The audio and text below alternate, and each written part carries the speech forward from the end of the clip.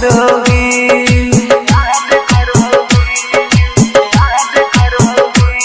किस किस के लिए जिंदगी बर्बाद करोगी।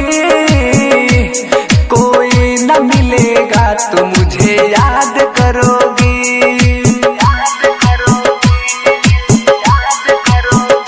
मुझे याद करोगी, मुझे याद करोगी। किस किस के लिए जिंदगी बर्बाद करोगी।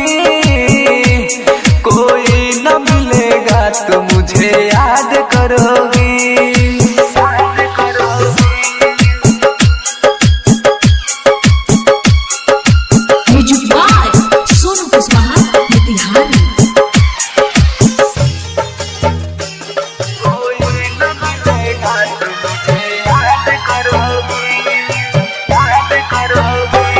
छोड़ के जाती हो एक दिन आना पड़ेगा। दुनिया हमारे की ठोकर पछताना पड़ेगा।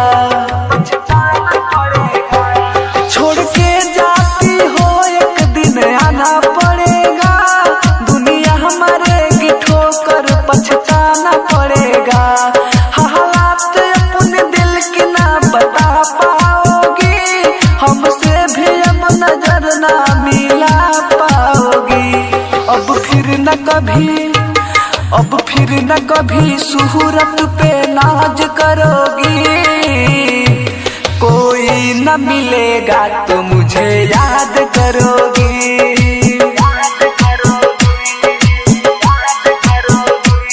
किस किस के लिए जिंदगी बर्बाद करोगी।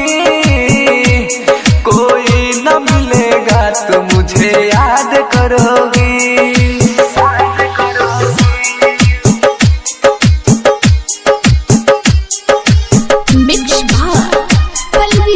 स्टूडियो मछिया मॉल।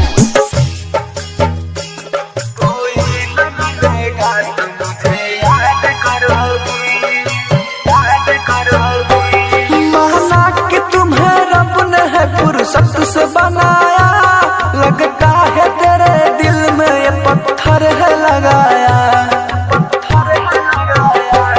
माना कि तुम्हें रब ने है फुर्सत से बनाया। लगता है तेरे दिल में ये पत्थर है लगाया। खास मेरे ही जैसा ये तेरा दिल होता। दूसरों की ख्यालों में कभी नहीं खोता। प्रमोद गुड्डू अमरजीत अकेला को बर्बाद करोगी। कोई न मिलेगा तो मुझे याद करोगी।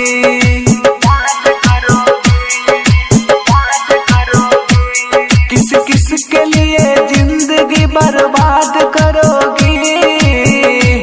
कोई न मिलेगा तो मुझे याद करोगी।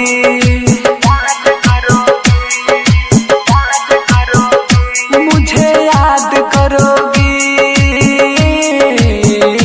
मुझे याद करोगी। किस किस के लिए जिंदगी बर्बाद करोगी।